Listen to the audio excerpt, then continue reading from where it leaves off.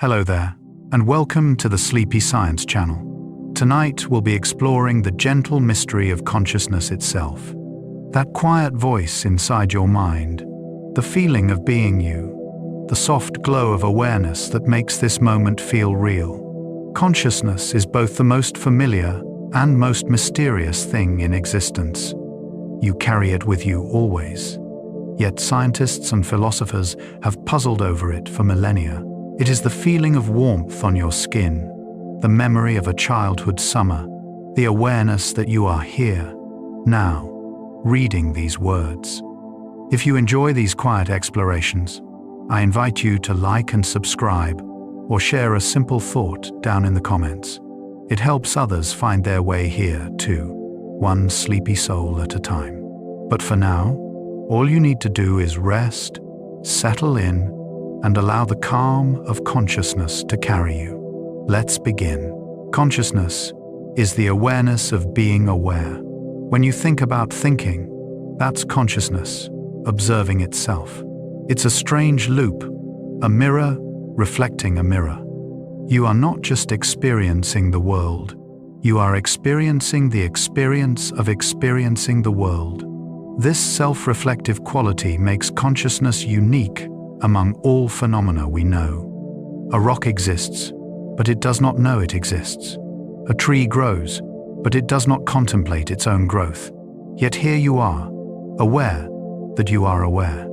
Philosophers call this metacognition, the mind watching itself think.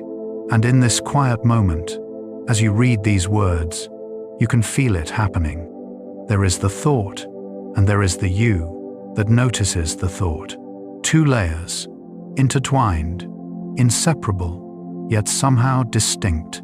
Every waking moment is a stream of consciousness flowing through time. William James, the father of American psychology, described consciousness as a stream, not a series of separate moments, but a continuous flow. Electrical signals jump across synapses, chemicals flood receptor sites, and suddenly there is experience.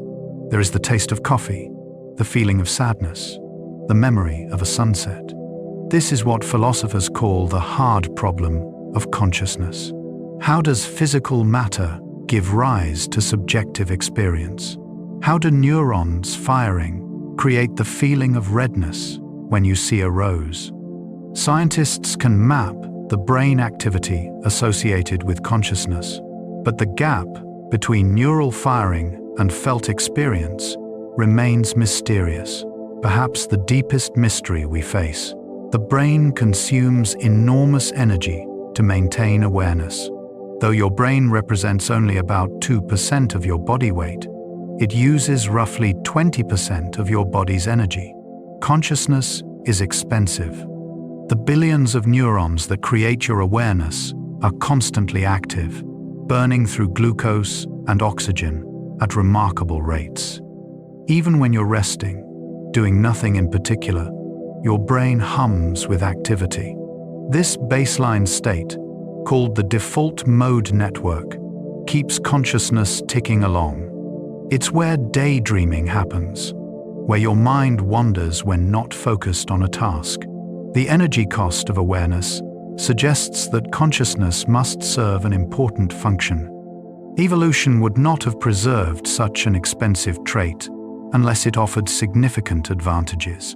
Consciousness allows you to model the future and learn from the past. One of consciousness's greatest gifts is mental time travel. Right now, you can remember what you had for breakfast yesterday. You can imagine what you might do tomorrow. You can replay conversations from years ago or plan events months ahead. This ability to move through time in your mind sets humans apart. It allows you to learn from mistakes without repeating them, to prepare for challenges before they arrive, to build complex plans that unfold over years. A conscious mind can hold multiple timelines simultaneously, comparing possible futures, weighing outcomes, choosing paths. This temporal fluidity gives consciousness practical power. It transforms raw sensory input into narrative, into story, into meaning. that extends beyond the present moment. Your sense of self is constructed by consciousness, moment by moment. You feel like a continuous person, the same you who existed yesterday and will exist tomorrow. But this sense of self is not a thing you possess. It's a process, constantly being rebuilt by your brain. Every moment, consciousness weaves together memories, sensations, beliefs, and narratives to create the feeling of being a unified individual. Neuroscientists have shown that this sense of self can be disrupted. People with certain brain injuries may feel like observers of their own actions rather than agents. Others may experience their thoughts as belonging to someone else. The self that feels so solid and permanent is actually a shimmering construct, a story consciousness tells itself about continuity and identity. Consciousness has different levels and states throughout the day. You are not equally conscious at all times. Awareness exists on a spectrum. In deep, dreamless sleep, consciousness fades to near nothing. In dreams, it takes on a strange, illogical quality, where impossible things seem normal. Upon waking, consciousness gradually brightens and sharpens. During the day, it fluctuates. Sometimes, you're deeply focused, consciousness narrowed to a single task. Other times, your mind wanders, awareness diffused across memories and daydreams. Under anesthesia, consciousness can be completely extinguished, leaving a gap in your experience as though time jumped forward. These different states reveal that consciousness is not an on-off switch, but a continuum, a dimmer that slides up and down throughout your life. Attention acts as a spotlight illuminating parts of consciousness. At any moment, your senses receive far more information than consciousness can handle. Right now, you're probably not aware of the feeling of your clothes against your skin, the pressure of your body on the chair, the subtle sounds in the background.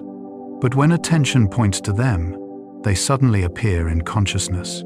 Attention is like a spotlight sweeping across a dark stage, illuminating one area at a time, while the rest remains in shadow. What's fascinating is that you can control this spotlight, at least partially. You can choose to focus on your breathing, on a memory, on a problem to solve. Yet attention also gets captured involuntarily by bright lights, loud sounds, or sudden movements.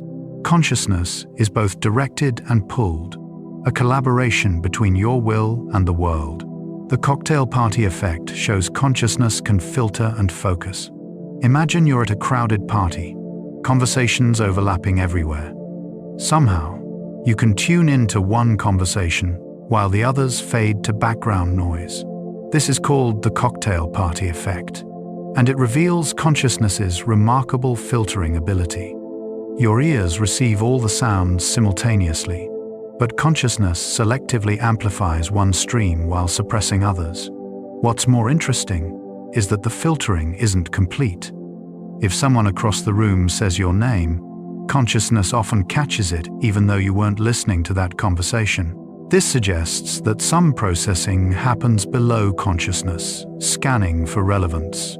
Only the most important or interesting information breaks through to awareness, while everything else remains in the shadows of pre-conscious processing. Consciousness may be the brain's way of integrating information. Neuroscientist Giulio Tononi proposed that consciousness arises from integrated information. According to his integrated information theory, consciousness emerges when a system processes information in a unified way, where the whole is greater than the sum of its parts. Your brain doesn't just process sounds, sights, and feelings separately. It binds them together into a single coherent experience.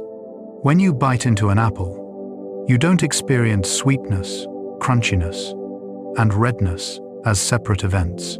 They arrive together as one unified experience of eating an apple. This integration may be what creates the feeling of consciousness, The theory even suggests that the more integrated information becomes, the richer consciousness grows. Simple creatures with less integration might have simpler forms of awareness, while complex brains like yours create the rich inner world you experience. Consciousness might exist on a spectrum across different species. Are animals conscious? The question has puzzled thinkers for centuries. We cannot ask a dog or a dolphin what it feels like to be them. Yet many animals show signs of awareness. They respond to their environment, learn from experience, and some even recognize themselves in mirrors. Elephants mourn their dead. Octopuses solve puzzles. Ravens plan for the future. These behaviors suggest some level of consciousness, though perhaps different from ours. The challenge is that consciousness is inherently private. You can observe behavior, but not experience itself. Most scientists now believe consciousness exists on a spectrum, with humans possessing rich, complex awareness at one end, and simpler creatures having simpler forms of experience. A bee might have a tiny flicker of awareness, just enough to sense flowers and navigate space. The spectrum dissolves the binary question of conscious versus not conscious into shades of awareness. Some philosophers question whether consciousness can ever be fully explained. The mystery of consciousness has led some thinkers to a position called Mysterianism. Mysterians argue that consciousness might be permanently beyond human understanding, not because we lack enough data, but because our brains may be fundamentally incapable of grasping how subjective experience arises from matter. It's like asking a dog to understand calculus. The cognitive tools simply aren't there.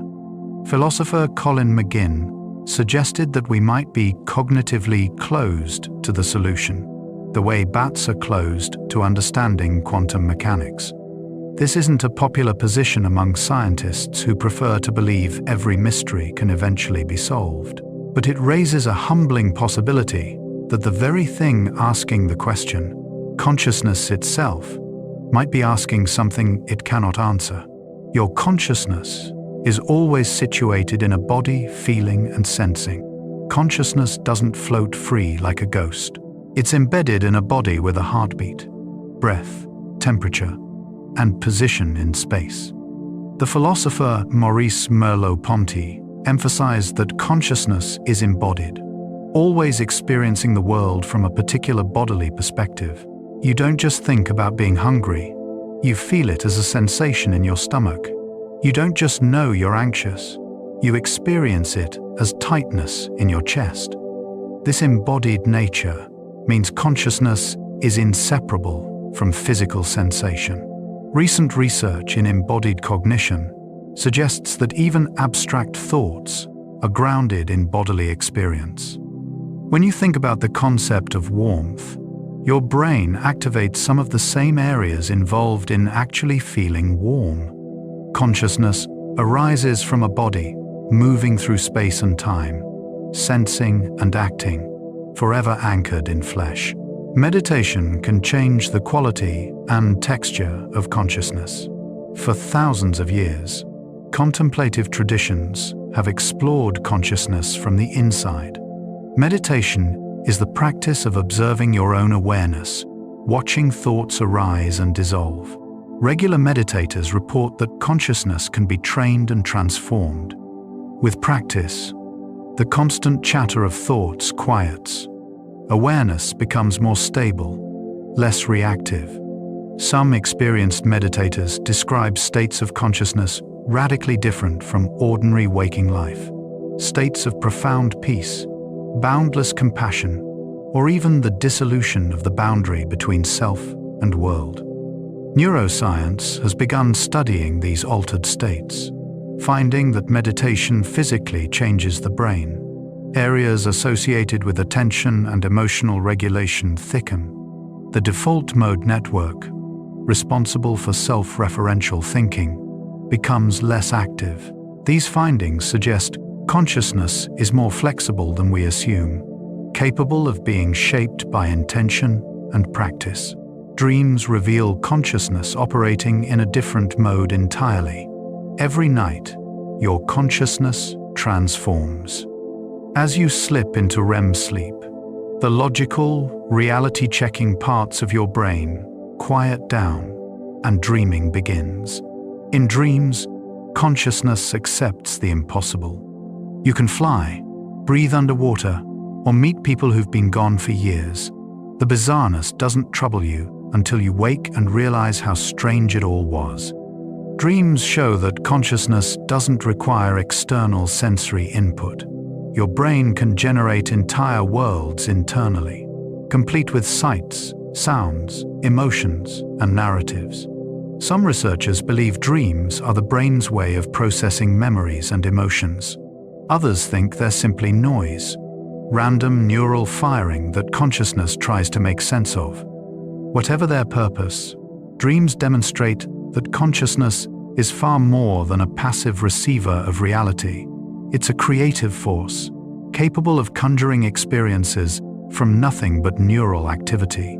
Lucid dreaming lets consciousness recognize it's dreaming while still asleep.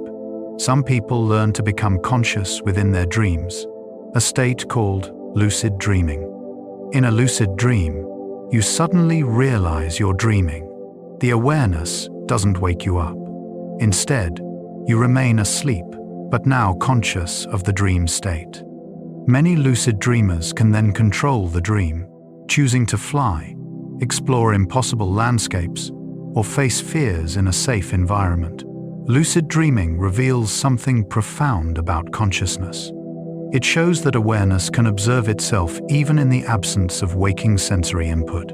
You can be conscious of consciousness while your body lies paralyzed in sleep. Scientists study lucid dreamers by having them signal from within the dream using pre-arranged eye movements. These signals confirm that lucid dreamers really are conscious during REM sleep, aware they're dreaming yet still immersed in the dream world. The default mode network creates the wandering mind. When you're not focused on a task, your mind wanders. This isn't a bug. It's a feature of consciousness, mediated by a brain network called the default mode network.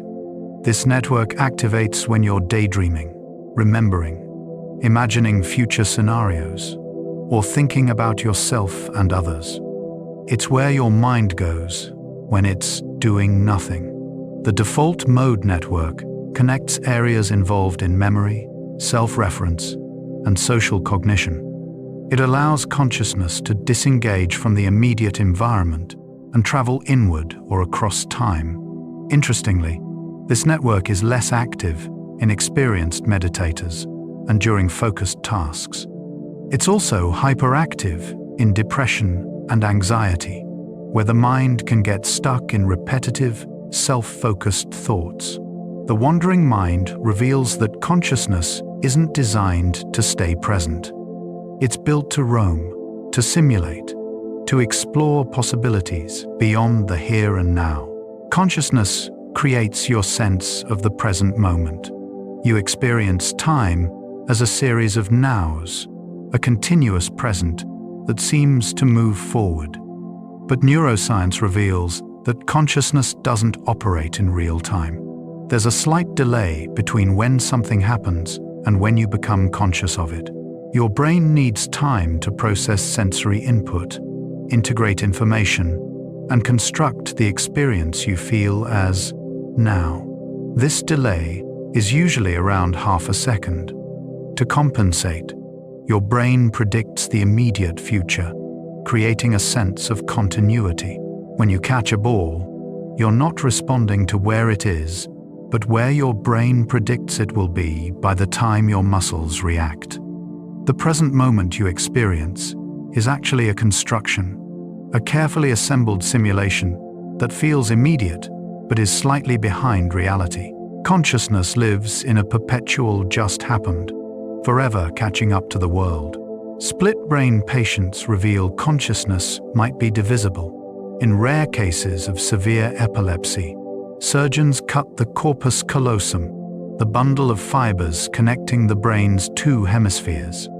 These split-brain patients behave mostly normally, But experiments reveal something startling. Each hemisphere can operate independently, processing information the other doesn't have access to. Show an image to the right hemisphere only, and the patient can't verbally describe it because language is typically in the left hemisphere.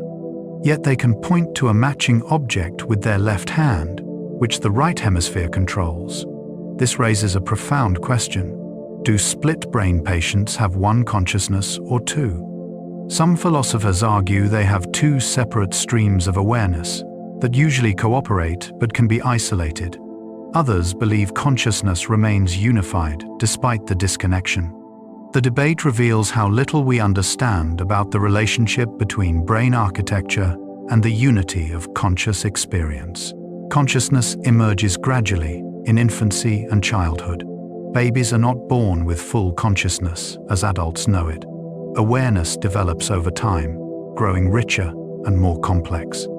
Newborns have sensations, hunger, warmth, discomfort, but they likely lack the self-awareness that characterizes adult consciousness.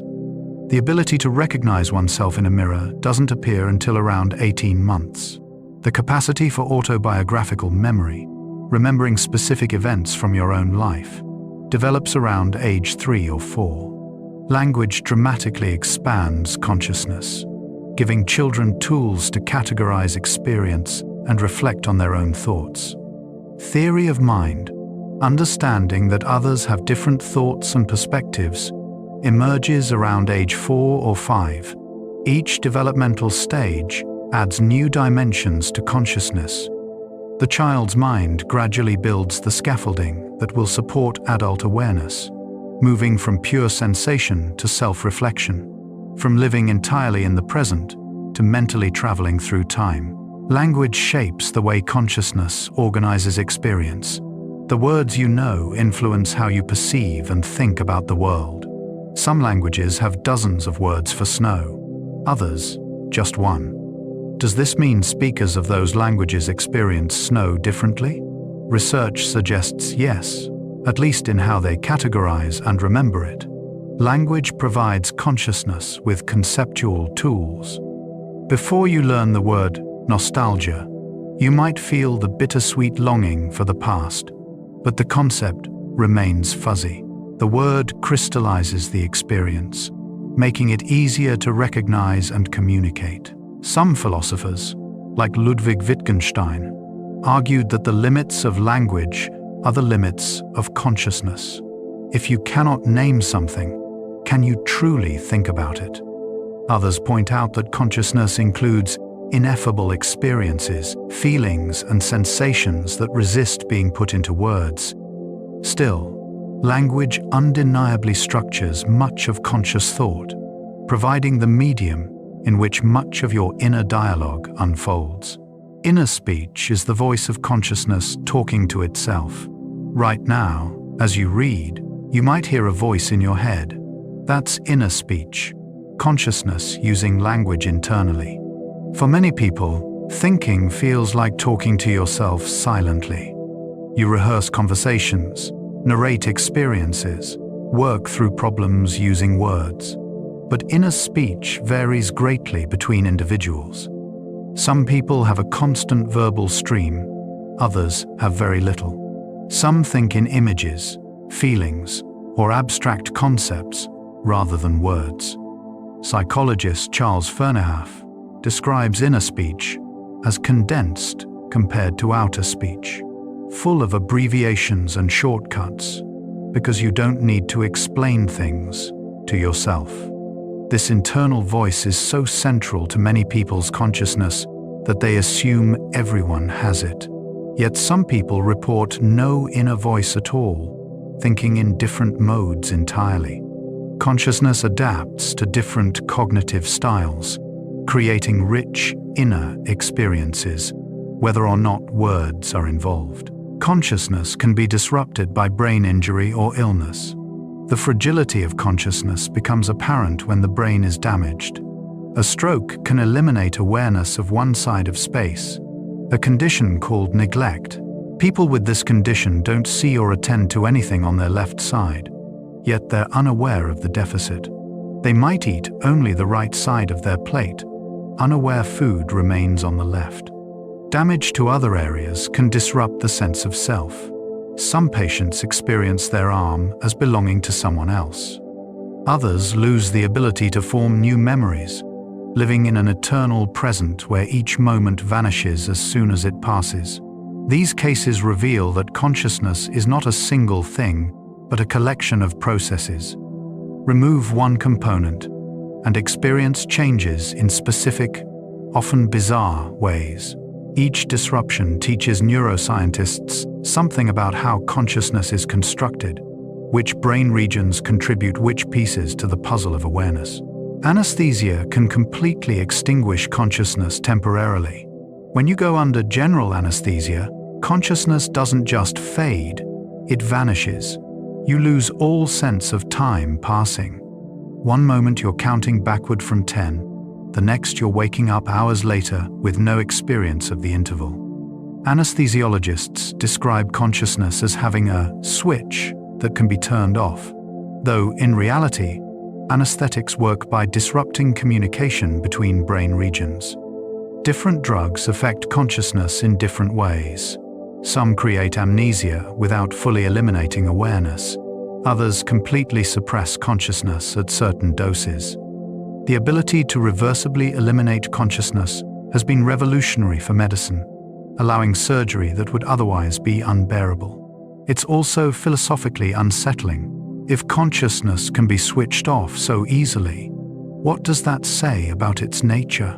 It suggests that awareness, despite feeling essential and continuous, is actually a fragile process that depends on precise brain chemistry. Consciousness persists in locked-in syndrome, despite total paralysis. Imagine being fully conscious but unable to move or speak.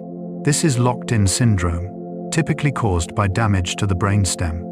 The person is awake and aware, but their body is almost entirely paralyzed. They can often move their eyes, which becomes their only way to communicate. Jean-Dominique Bauby, editor of Elle magazine, suffered a stroke that left him locked in. He dictated an entire memoir by blinking his left eyelid, one letter at a time. His book, The Diving Bell and the Butterfly, describes a consciousness trapped, aware of everything, feeling everything, but unable to interact normally with the world. Locked-in syndrome is a stark reminder that consciousness and behavior are not the same thing. You can have full consciousness with almost no behavioral output. It raises profound questions about how we recognize consciousness in others and the importance of finding ways to communicate with those who are trapped. Minimally conscious states exist between awareness and unconsciousness. After severe brain injury, some people enter a minimally conscious state, showing intermittent signs of awareness, but unable to communicate reliably. They might track objects with their eyes, smile at familiar voices, or respond to commands sometimes but not consistently.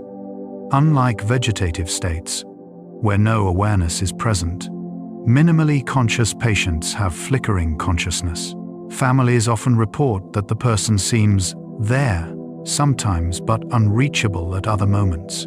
Determining the level of consciousness in such patients is extraordinarily difficult and deeply important for medical and ethical decisions. New brain imaging techniques can sometimes detect awareness that doesn't show up in behavior. Patients asked to imagine playing tennis or walking through their house show predictable brain activity, suggesting consciousness is present even when they can't move or speak. These cases force us to recognize that consciousness can exist in states far removed from normal waking awareness. The hard problem of consciousness may be unsolvable by science. Philosopher David Chalmers distinguished between the easy problems and the hard problem of consciousness. The easy problems, despite being scientifically difficult, are the ones we can imagine solving. How does the brain process information? How do we learn and remember? How does attention work? These are mechanistic questions about brain function. The hard problem is different.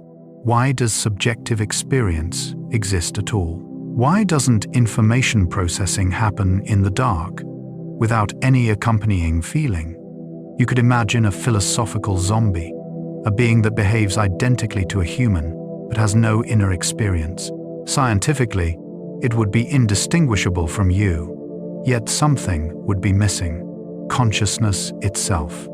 Chalmers argues that no amount of physical explanation will bridge the gap between objective brain processes and subjective experience. Even if we map every neuron and understand every connection, we still won't have explained why it feels like something to be conscious. Panpsychism suggests consciousness might be fundamental to reality. Some philosophers, dissatisfied with attempts to explain consciousness as emerging from unconscious matter, have revived an ancient idea called panpsychism. This view suggests that consciousness is not produced by matter but is a fundamental feature of the universe, like mass or charge. In this framework, even elementary particles have some primitive form of experience, not thoughts or feelings as we know them, but some basic interior quality. Complex consciousness, like yours, emerges when these simple forms combine and organize in sophisticated ways, similar to how simple particles combine to create complex matter. Panpsychism sounds radical, but it sidesteps the hard problem by denying that consciousness emerges from unconscious ingredients. If everything has some degree of consciousness, then the human mind is just a particularly elaborate version of something that was there all along. Most neuroscientists reject panpsychism as untestable and unnecessary, but the idea persists because it offers a way out of the seemingly impossible task of explaining how experience arises from non-experience. Consciousness might be an illusion created by the brain. Some philosophers and neuroscientists, like Daniel Dennett, argue that consciousness, as we intuitively understand it, doesn't really exist. What we call consciousness, they say, is actually a collection of information processing mechanisms that create the illusion of a unified inner observer. There's no theater of consciousness, where experiences are displayed to an inner audience. Instead, there are just multiple processes running in parallel, competing for control of behavior. The sense of a unified self observing it all is a convenient fiction, a story the brain tells itself. This view is called illusionism, and it's deeply controversial. Critics argue that you can't dismiss the one thing we know with absolute certainty, that we have experiences. Even if the details of how we think about consciousness are wrong, the fact that there's something it's like to be you seems undeniable. Illusionists respond that our intuitions about consciousness are exactly what we'd expect from a sophisticated information processing system, even one without any real inner experience. Consciousness allows for free will, or the feeling of it. Do you have free will? The question has haunted philosophy for centuries, and consciousness sits at its center. When you make a choice, it feels like you're the one deciding, like consciousness is steering your actions. But some neuroscience experiments suggest otherwise. In famous studies by Benjamin Libet, subjects were asked to note when they consciously decided to move their hand. Brain activity indicating preparation for the movement appeared before subjects reported consciously deciding.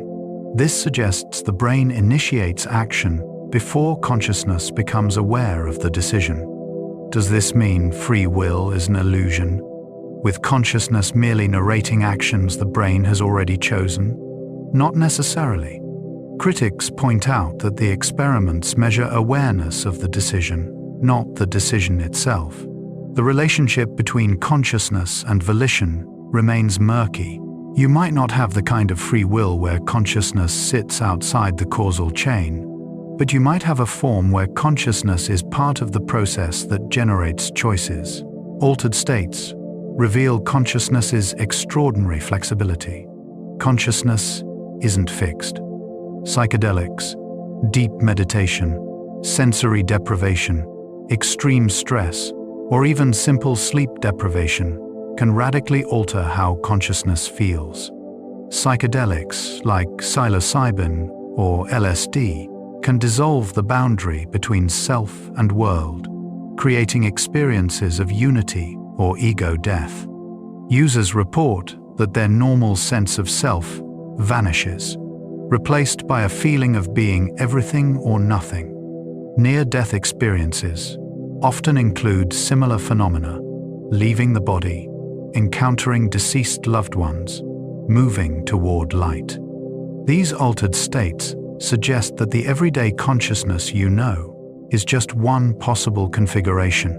The brain can create wildly different experiences by changing neurotransmitter levels or connectivity patterns.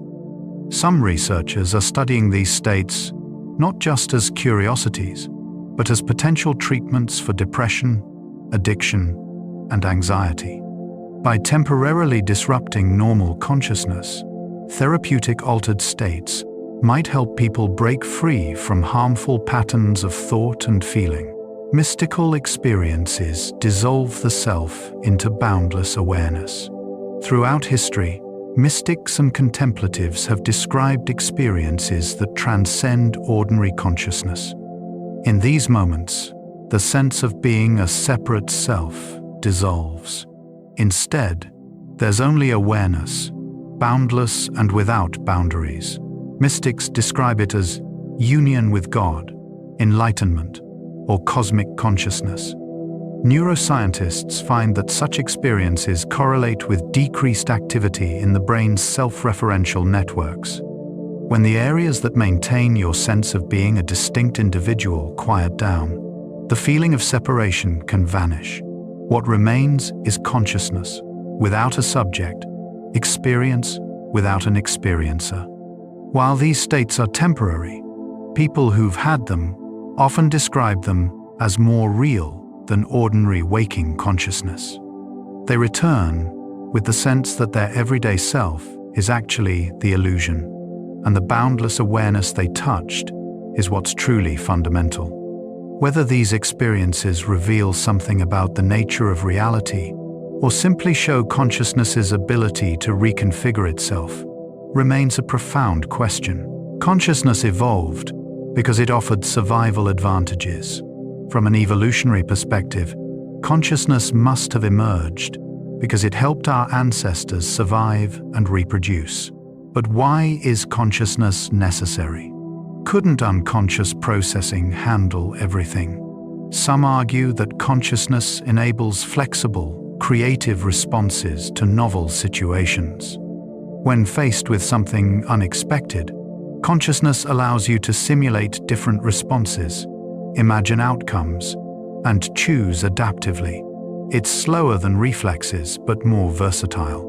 Consciousness also enables social cognition, understanding others' mental states, predicting their behavior, cooperating, and competing effectively.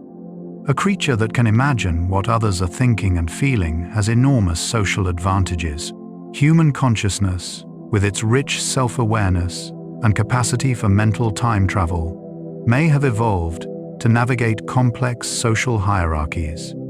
Others suggest consciousness arose for metacognition, the ability to monitor and adjust your own thinking.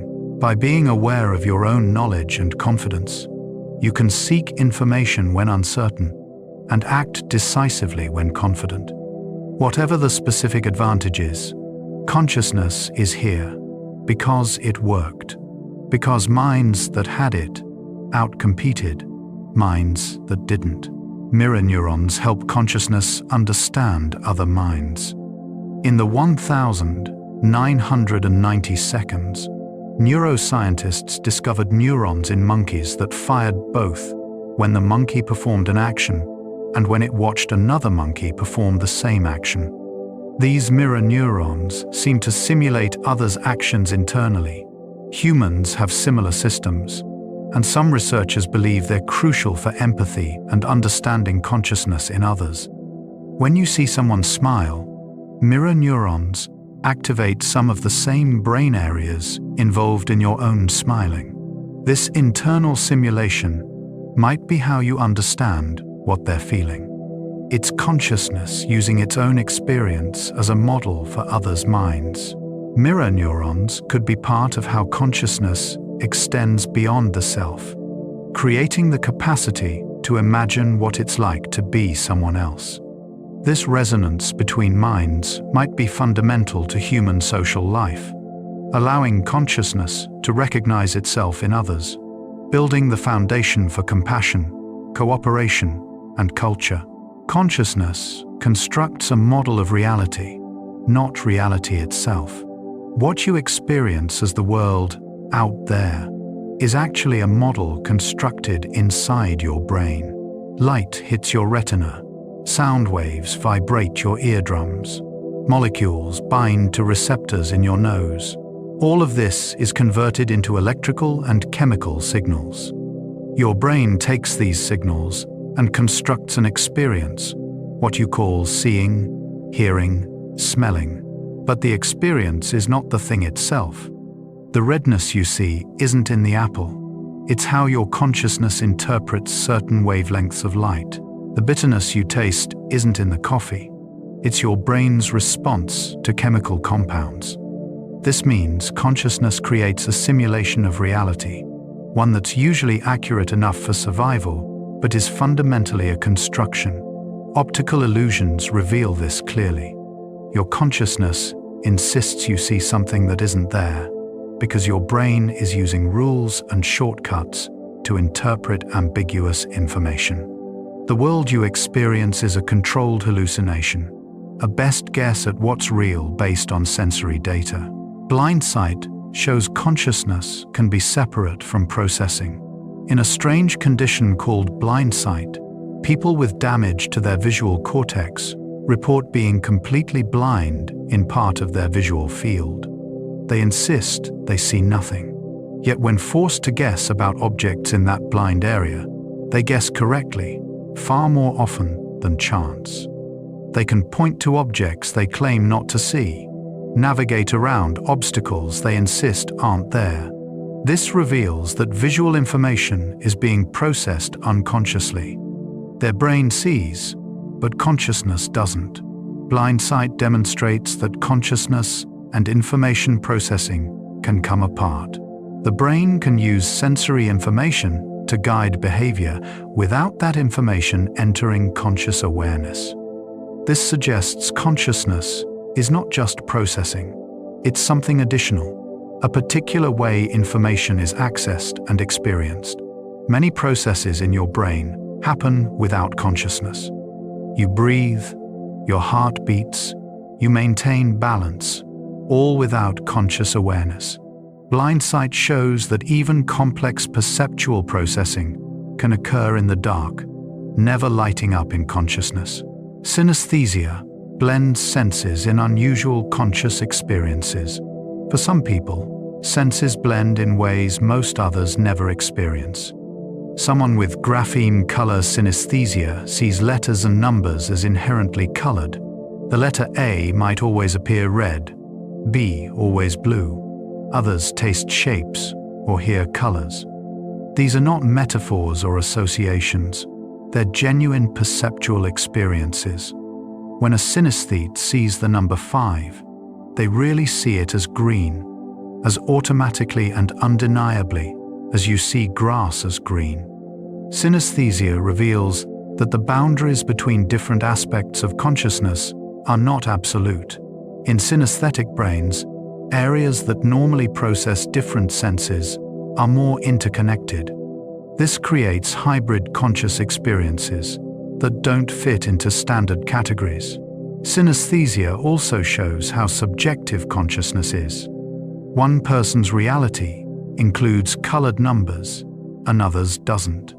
Both are normal conscious experiences, just configured differently. It raises the question of what other variations in consciousness exist that we rarely discuss, because we assume everyone experiences the world the same way. Qualia are the subjective qualities that make experience feel like something. Philosophers use the term qualia to refer to the intrinsic, subjective qualities of experience. The redness of red, the painfulness of pain, the sweetness of sweet. Qualia are what make experience feel like something rather than nothing. They're private and ineffable. You can describe red as like a fire truck, but you can't convey the actual experience of seeing red to someone who never has. Qualia are at the heart of the hard problem of consciousness. Why does information processing about certain wavelengths of light come with the experience of redness? Why doesn't it just happen in the dark? Some philosophers argue qualia are fundamental and cannot be reduced to physical processes. Others think qualia are real, but will eventually be explained by neuroscience. Still others, the illusionists, claim qualia as we intuitively understand them don't exist. They're conceptual confusion. But most people find qualia undeniable. Right now, you're having qualitative experiences, feelings, and sensations that have a certain character, and that seems as real as anything can be. The Mary's Room thought experiment challenges physical explanations. Philosopher Frank Jackson proposed a thought experiment called Mary's Room. Mary is a brilliant scientist who knows everything physical about color vision, every wavelength, every neural pathway, every detail. But she's lived her entire life in a black and white room, never actually seeing colors. One day, she leaves the room and sees red for the first time. Does she learn something new? It seems obvious that she does. She now knows what red looks like, the quale of redness. But if she already knew every physical fact about color vision, and she still learned something new, then consciousness must involve something beyond the physical. This is called the knowledge argument. Physicalists have responded in various ways. Some argue Mary doesn't learn a new fact, just acquires a new ability. Others claim she learns a fact, but one she couldn't have learned in the black and white room because it requires having the experience. The debate continues, with Mary's Room remaining one of philosophy's most discussed thought experiments about consciousness. Philosophical zombies pose a conceptual puzzle about consciousness. Imagine a creature physically and behaviorally identical to you. It talks, laughs, solves problems, claims to be conscious, but inside, there's nothing. No experience, no qualia, no inner life. This is a philosophical zombie, a being without consciousness. Are such zombies logically possible? Some philosophers say yes, and that shows consciousness is not just physical.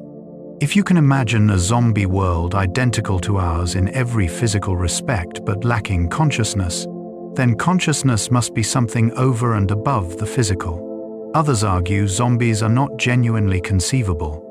When you think you're imagining a zombie, you're actually just imagining someone who acts conscious but isn't, which is conceptually confused. If something is physically identical to you down to every neuron and synapse, how could it not be conscious? The zombie argument reveals deep disagreements about whether consciousness is identical to physical processes or is something additional. It's a thought experiment that forces us to clarify what we mean by consciousness and physical. Consciousness might emerge from quantum processes in the brain.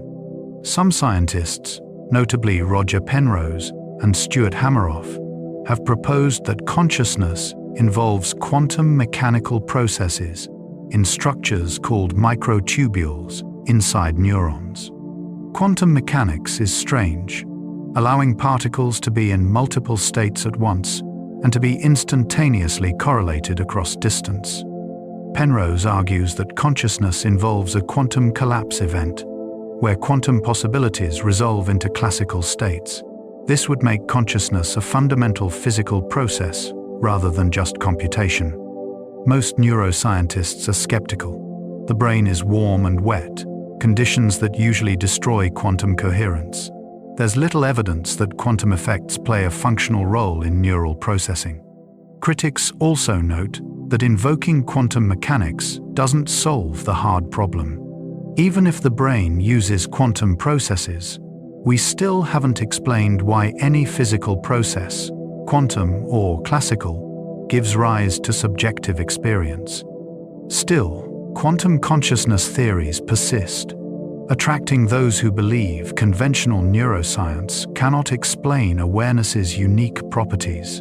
Consciousness emerges from complexity, like wetness from water molecules. One popular view is that consciousness is an emergent property. Just as wetness emerges from many water molecules interacting, but is not a property of individual molecules, consciousness emerges from billions of neurons interacting, but is not a property of individual neurons. Emergence means the whole has properties that the parts lack. You can't understand wetness by studying one water molecule, and you can't understand consciousness by studying one neuron. This view offers hope that consciousness can be explained scientifically without reducing it to something simple. It acknowledges that consciousness is genuinely novel, not present in the parts, while maintaining that it arises from physical processes. Critics wonder if emergence just relabels the mystery rather than solving it. Saying consciousness emerges from neural complexity doesn't explain why complexity should produce experience rather than just more complex processing. Emergence theorists respond that we accept emergence elsewhere in nature. Life emerges from chemistry. Minds emerge from brains. Why should consciousness be different? Global workspace theory explains consciousness as a broadcasting system. Neuroscientist Bernard Baars proposed that consciousness functions like a spotlight on a stage. Most processing in the brain happens backstage, unconsciously. But whatever makes it onto the stage, into the global workspace, becomes conscious and is broadcast throughout the brain. Different brain modules compete for access to this workspace. Right now, visual information from this text is in your global workspace. If you shift attention to a sound, that sound enters the workspace while the visual details fade. Global workspace theory explains why consciousness is limited in capacity. Only so much can fit on the stage at once. It also explains why conscious information is widely accessible. Once something is in the workspace, many different brain systems can access it, use it, and act on it. The theory provides a functional account of what consciousness does. It makes information globally available for flexible responding. While it doesn't fully solve the hard problem, it offers insight into consciousness's role in cognition and behavior. Higher-order theories claim consciousness requires self-monitoring. According to higher-order theories, a mental state is conscious only if there's another mental state representing it. In other words, consciousness requires a monitoring system that observes other mental processes. You're conscious of pain not just because pain signals reach your brain, but because another part of your brain represents those signals as occurring. This creates a hierarchy. First-order states represent the world. Second-order states represent those first-order states. The second-order states are what make the first-order states conscious. This theory explains why consciousness involves awareness of awareness. It also predicts that creatures lacking the cognitive machinery for higher-order thought lack consciousness, even if they have complex first-order processing. Critics argue this leads to an infinite regress. If consciousness requires a higher-order thought, does that thought need a higher-order thought to be conscious? Proponents respond that only the second order is needed. The theory remains influential but contentious, illustrating how difficult it is to pin down the mechanisms that generate consciousness. The binding problem asks how consciousness unifies diverse information. When you experience a red apple, you see its color, shape, texture, smell, and taste as unified properties of a single object. But in your brain, these features are processed in different areas. Color is analyzed in one region, shape in another, smell in a different brain structure entirely. So how does consciousness bind them together into a single experience? This is the binding problem. Neuroscientists have proposed that synchronized neural firing creates binding. When neurons processing different features fire in sync, consciousness perceives them as belonging together. Brain regions oscillate at various frequencies, and when they phase lock, the information they process gets integrated. While this provides a mechanism, it doesn't fully explain the phenomenology. Why does synchronized firing create a unified experience rather than just coordinated processing? The binding problem reveals that consciousness doesn't just passively receive information. It actively constructs unified objects and scenes from fragmentary data. Consciousness persists through constant change in underlying neurons. Every moment, neurons fire, neurotransmitters release, and connections strengthen or weaken. Yet consciousness feels continuous. You are the same person you were 5 minutes ago, even though your brain state has changed. This is the problem of the continuity of consciousness. How does a constantly changing substrate produce a stable sense of self and continuous awareness? One answer is that consciousness maintains patterns across changes. Like a flame that remains recognizably itself, even though the atoms composing it constantly change, consciousness is a pattern that persists across shifting neural activity. Memory also contributes. Each moment of consciousness is connected to previous moments through memory, creating narrative continuity even though the physical substrate changes. Still, there are breaks. Sleep divides consciousness into discrete episodes. Each morning you wake with the sense that you're the same person, but there's a gap. Consciousness threads itself across these breaks, through memory and self-narrative, maintaining identity despite discontinuity in actual awareness. Time perception in consciousness can stretch and compress mysteriously. Time doesn't flow at a constant rate in consciousness. When you're bored, minutes feel like hours. When you're engaged, hours feel like minutes. Dangerous situations create time dilation, moments stretching out as consciousness processes information intensely. Athletes describe time slowing during peak performance. Meditators can lose all sense of time passing. This subjective elasticity reveals that consciousness constructs the experience of time. The brain's internal clock can speed up or slow down based on emotional state, attention, and the richness of information being processed. New experiences feel longer than repetitive ones. Memories also affect time perception. Looking back, a period packed with novel experiences seems longer than empty time, even though in the moment, engaged time flies. Consciousness operates in experienced time, which is not the same as clock time. This internal time is flexible, personal, and constructed. Another example of consciousness creating the reality it perceives. Consciousness can be tricked by clever illusions and misdirection. Magicians and perceptual psychologists know that consciousness is not a faithful recorder of reality. It can be fooled, misdirected, and tricked. Change blindness experiments show that people fail to notice large changes in a scene if their attention is diverted at the moment of change. Inattentional blindness reveals that when focused on a task, you can miss obvious stimuli.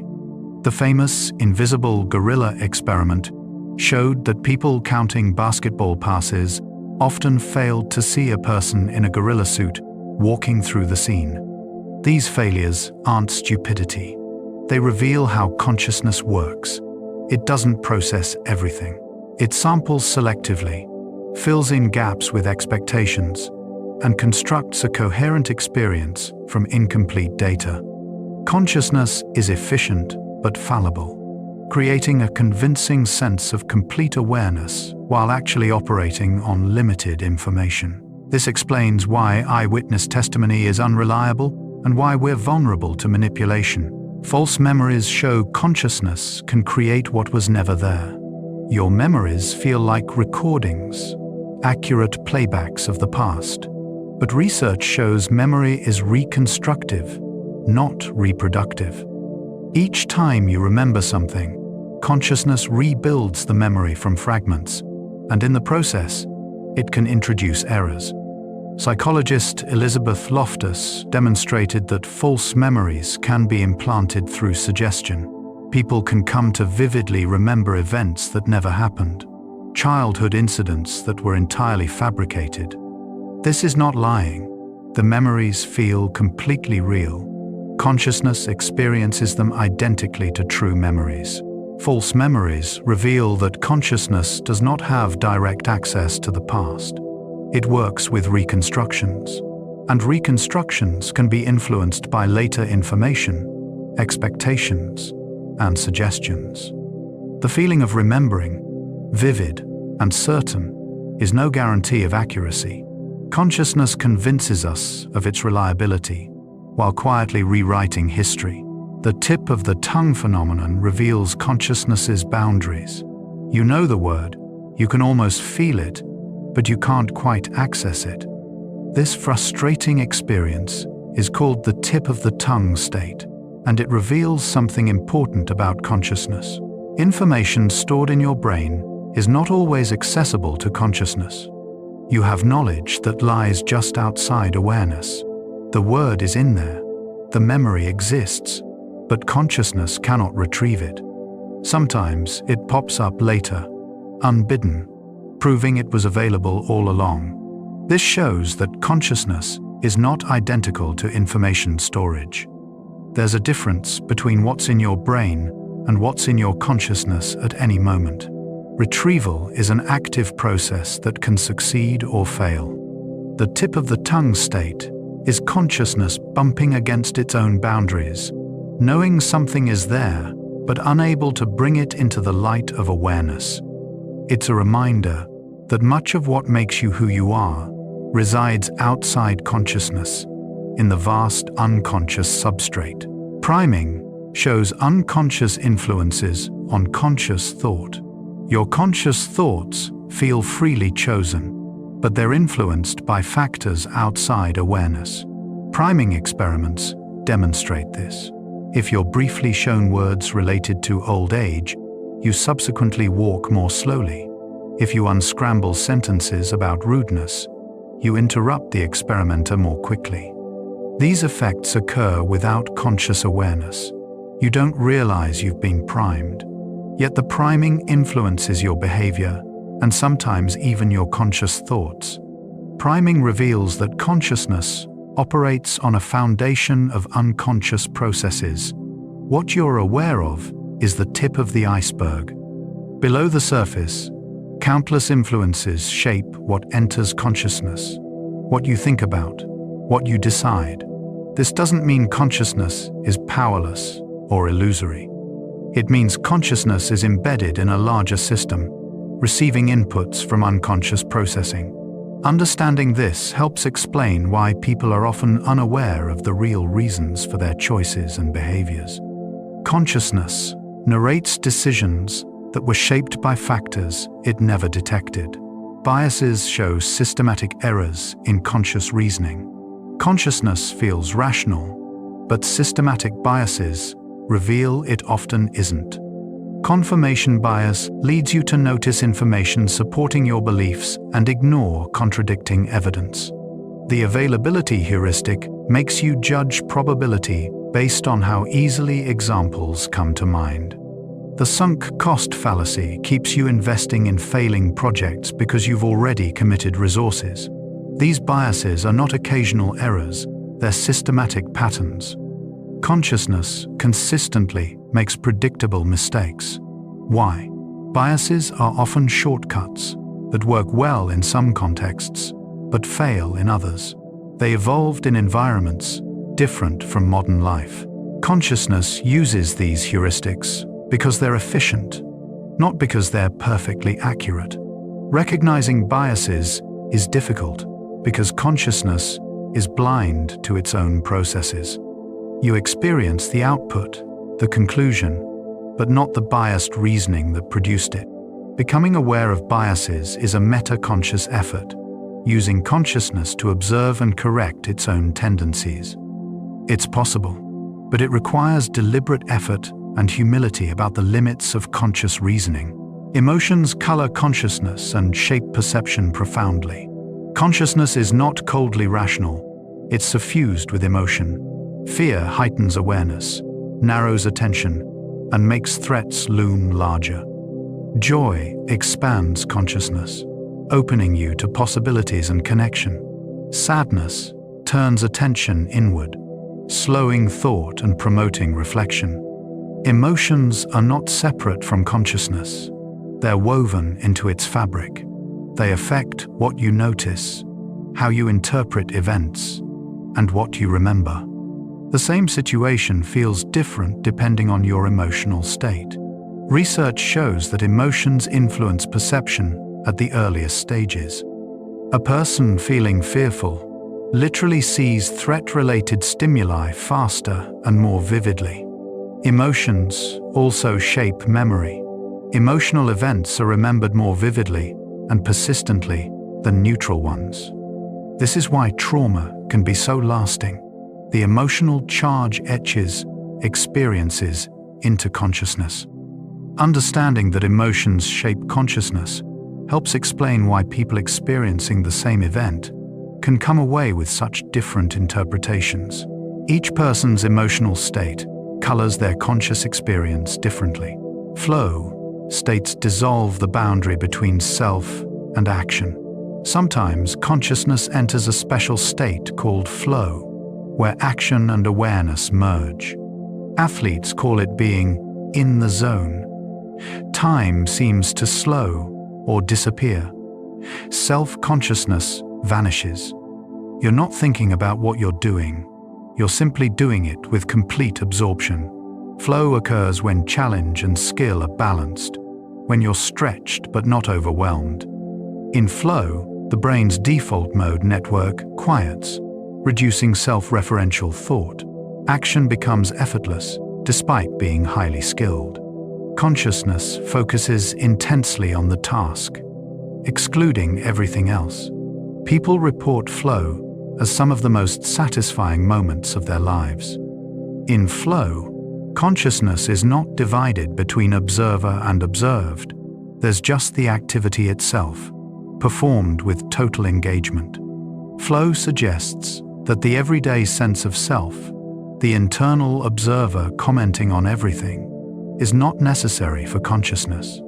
There can be awareness without the constant self-monitoring that usually accompanies it. A purer form of consciousness, merged with action. Déjà vu creates the strange feeling of re-experiencing the present. Most people have experienced déjà vu, the eerie sensation that the current moment has happened before. Everything feels familiar, despite being certain you've never been in this exact situation.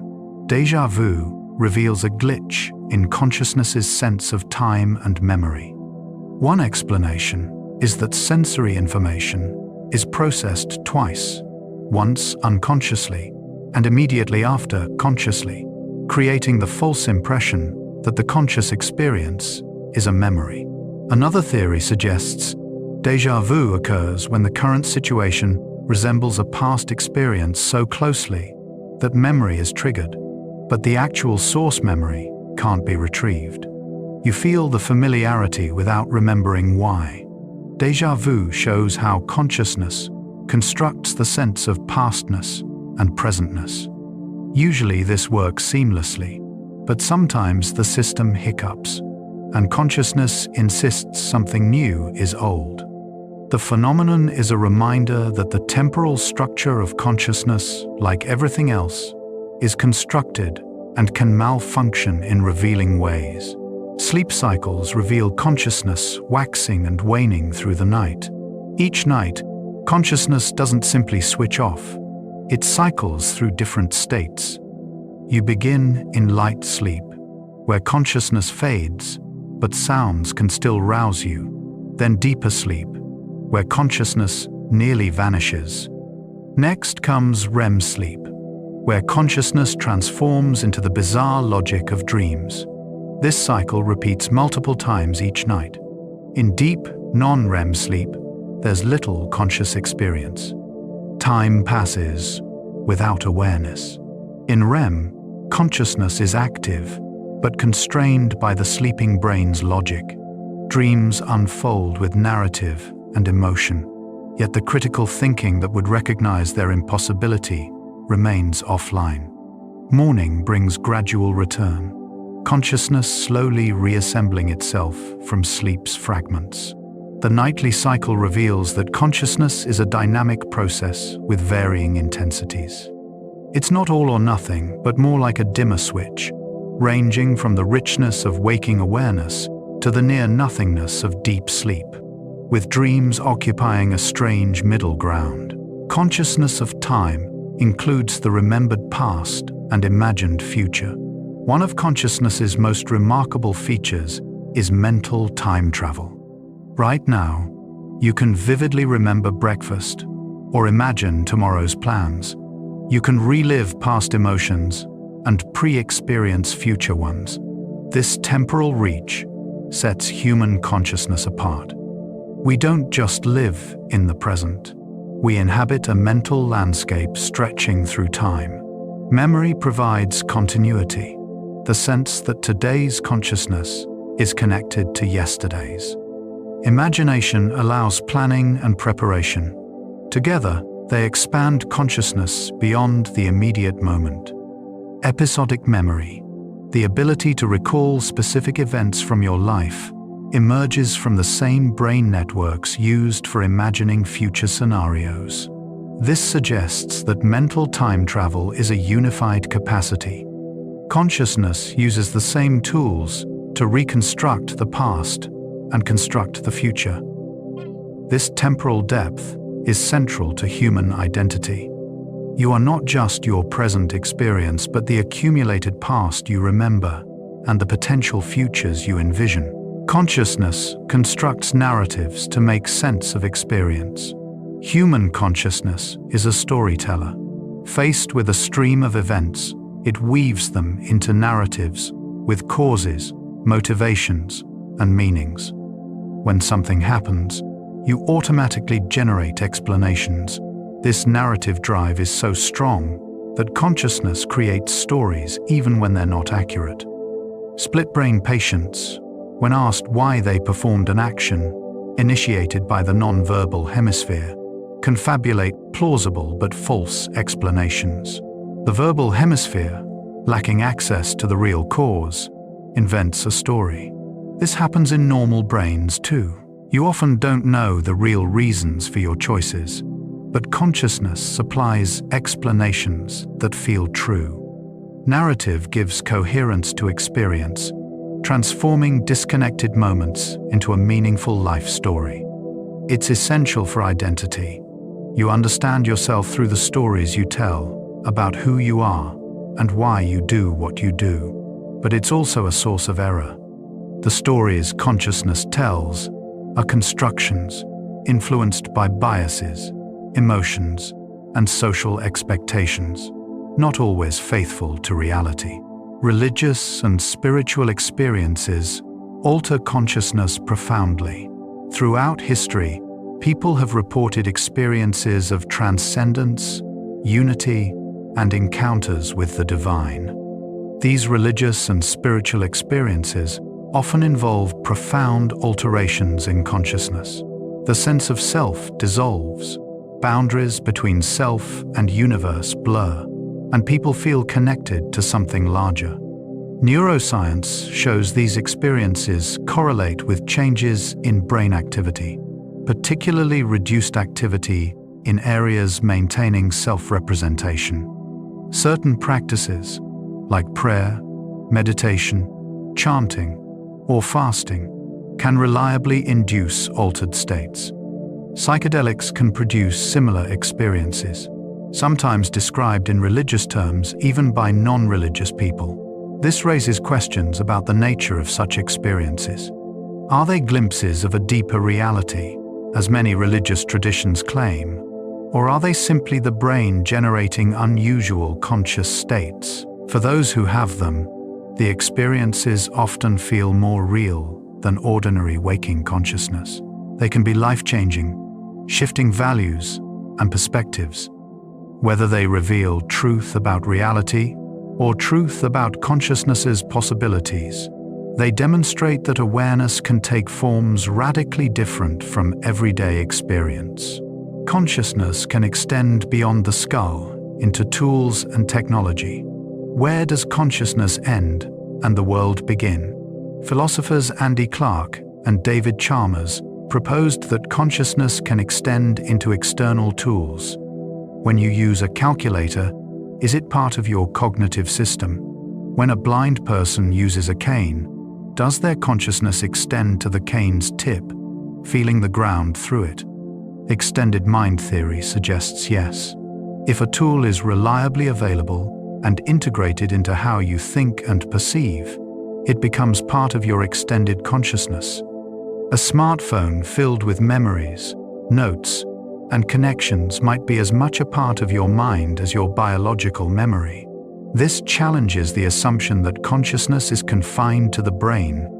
It suggests that the boundaries of self and mind are fuzzy, potentially including our tools, environments, and even other people we're closely coupled with. While controversial, extended mind theory captures something intuitive. When you use a tool skillfully, it feels like an extension of yourself, and your consciousness incorporates it seamlessly. Group consciousness might emerge when minds synchronize together. Can consciousness exist at a group level? Some researchers study collective consciousness, moments when people's minds synchronize. When a crowd sways to music or an audience focuses together on a performance, brain rhythms can align. Mirror neurons fire as people unconsciously mimic each other. Is this a form of shared consciousness? Most neuroscientists would say no. Consciousness remains individual. But there's something to the phenomenology of group experience. Being part of a synchronized group feels different from being alone. Some describe it as transcendent, a sense that the group has taken on a life beyond individual members. Rituals, chanting, and dancing have long been used to create these states. Whether it's truly group consciousness or just many individual consciousnesses temporarily aligned, the experience reveals how consciousness is social, shaped by and responsive to other minds in ways that can feel like merging boundaries. Consciousness is linked intimately to embodied movement and gesture. Your consciousness isn't just in your head, it's expressed through your body. Gesture, posture, and movement are intertwined with thinking. Research on embodied cognition shows that thinking is grounded in bodily experience. When you think about something distant, you might lean back. Concepts of warmth and cold activate temperature-related brain areas. Gesturing while talking isn't just communication. It helps consciousness organize thought. People gesture even when talking on the phone, suggesting gesture is part of thinking, not just expressing thought to others. Consciousness evolved in creatures that move through space, interact with objects, and navigate social worlds. Abstract thought piggybacks on these sensory-motor foundations. Understanding concepts like grasping an idea or reaching a conclusion involves some of the same neural machinery used for literal grasping and reaching. Consciousness is embodied, emerging from a system that acts in the world, not just passively receiving information. The observer effect in consciousness raises questions about attention. In physics, observation can affect what's observed. In consciousness, attention shapes experience similarly. When you pay attention to something, you don't just notice it more clearly, you change how it's processed. Attended stimuli are processed differently than unattended ones, with enhanced neural responses. Attention can even change early sensory processing, affecting what information reaches consciousness. Some philosophers argue that consciousness is constituted by attention. Without attention, information might be processed but doesn't enter awareness. This raises interesting questions. If attention shapes what enters consciousness, and you control attention, do you control what you're conscious of? Partially, yes.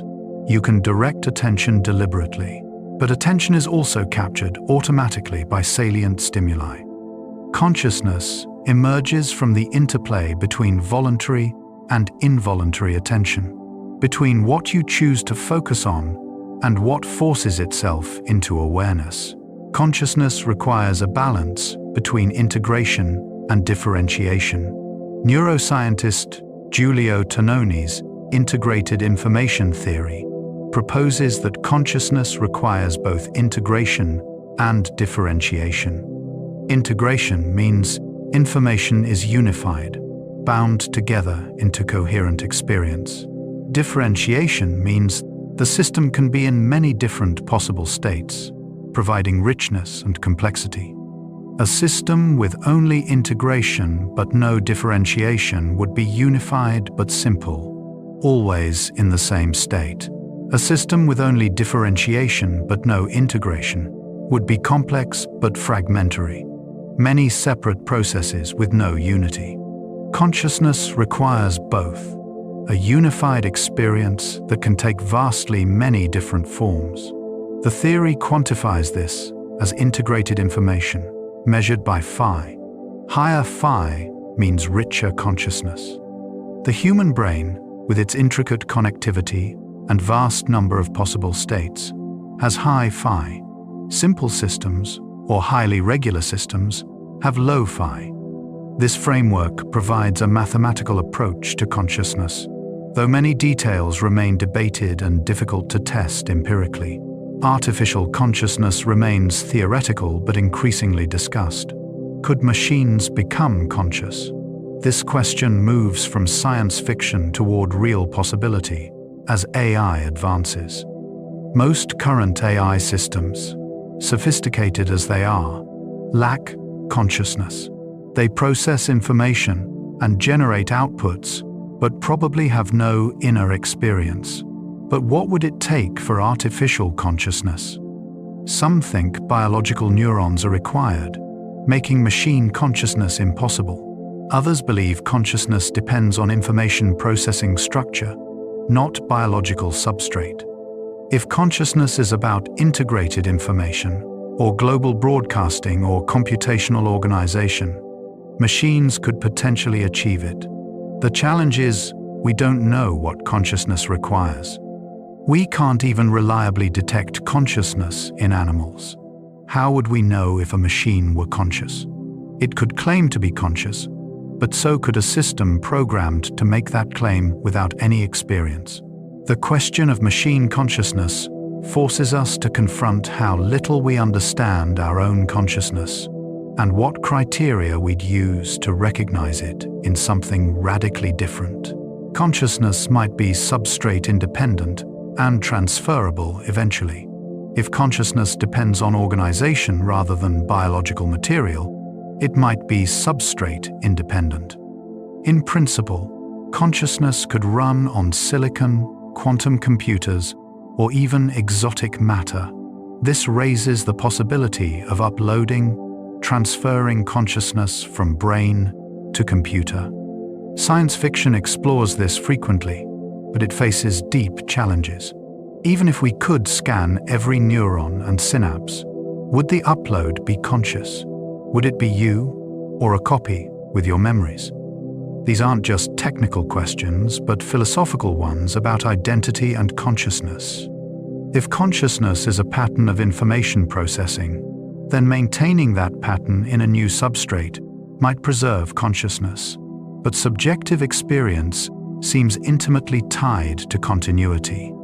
If the biological you continues existing while a digital copy runs, there are now two consciousnesses. Which is you? The original? The copy? Both? These questions reveal how much we take for granted about consciousness being singular and tied to a specific body. The nature of consciousness might differ between individuals substantially. We assume everyone's consciousness is similar, but there's growing awareness of neurodiversity. People with autism often describe experiencing consciousness differently, sometimes more intense sensory awareness, sometimes different emotional processing. People with ADHD may experience attention and time consciousness differently. Aphantasia is the inability to visualize mentally. People with it have no mental imagery, yet function normally. Others have hyperphantasia, imagery so vivid it rivals perception. These variations suggest consciousness is not uniform. The structure of experience might differ substantially between people. We all use the same word, consciousness, but the referent might vary. This challenges the assumption that there's one correct way to be conscious. Perhaps there are many forms of consciousness, and the human version is not a single type but a spectrum of variations. Understanding this diversity is important not just scientifically, but ethically, recognizing and valuing different ways of experiencing the world. Depersonalization makes consciousness feel unreal and distant. Some people experience depersonalization, feeling detached from themselves, as though observing their life from outside. They describe feeling robotic, going through motions without feeling real. Derealization is similar, but directed outward. The world feels unreal, dreamlike, distant. These experiences can occur transiently during stress or exhaustion, or persist as a disorder. Depersonalization reveals that the normal sense of being anchored in experience can be disrupted. You can be conscious, yet feel disconnected from consciousness. This strange state shows that consciousness includes not just awareness, but a sense of reality and presence. When that sense fails, consciousness continues but feels fundamentally wrong. People with depersonalization desperately want to feel real again, to inhabit their experience fully. Their struggle highlights something usually invisible, that normal consciousness includes an implicit feeling that this is real. This is happening to me. I am here. When that feeling vanishes, what remains is hollow awareness without the felt reality that usually accompanies it. Consciousness of death shapes how we live and think. Humans are unique in their awareness of mortality. Consciousness knows it will end. This knowledge shapes human culture, driving art, religion, and philosophy. Ernest Becker argued that much of human behavior is motivated by denying or transcending death. We create legacies, join movements larger than ourselves, embrace beliefs in afterlife. Terror management theory shows that reminders of death affect behavior in measurable ways, making people cling to cultural beliefs and defend their worldview. Consciousness's awareness of its own finitude is profound. It can be paralyzing or motivating, terrifying or liberating. Contemplating death can heighten appreciation for life, creating urgency to live meaningfully.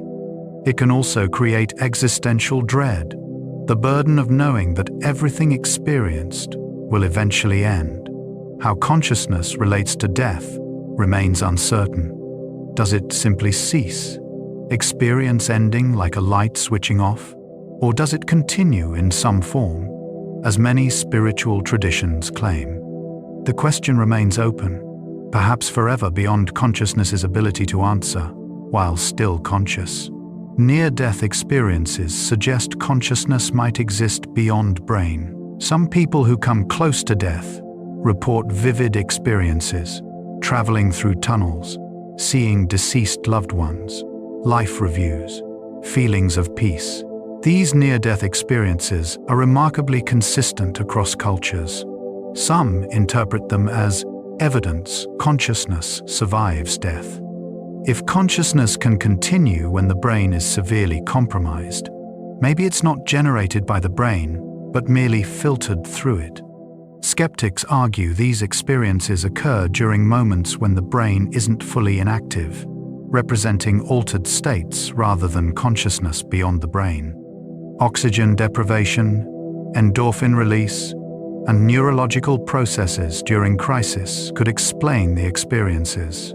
The debate can't currently be resolved. Near-death experiences are deeply meaningful to those who have them, often reducing fear of death and changing life priorities. Whether they represent genuine glimpses beyond death or the brain's activity in extremis, they reveal consciousness's capacity for experiences that feel transcendent, pointing beyond ordinary reality towards something more. Consciousness in dreams differs fundamentally from waking awareness. Dreams are one of consciousness's strangest transformations. The dreaming mind accepts impossibilities, lacks critical reasoning, and experiences vivid hallucinations generated entirely internally. You don't question why you can suddenly fly, or why dead relatives are alive again. Logic that would be obvious, while awake, disappears. Emotions in dreams can be intense, more powerful than waking emotions. Some dreams are mundane, others terrifying, some ecstatic.